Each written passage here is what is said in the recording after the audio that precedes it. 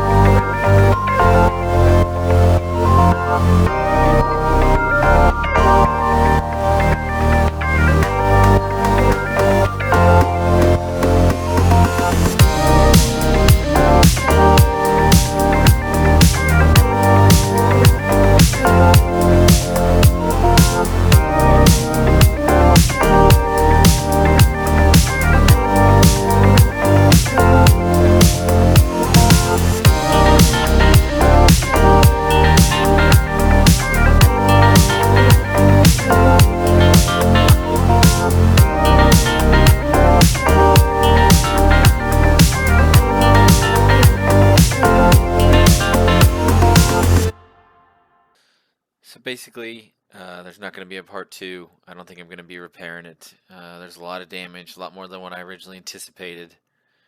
So I'm going to be selling it for parts in hopes that someone can use a lot of the good bits that's still left on it. Thanks for watching, guys. Have a good one.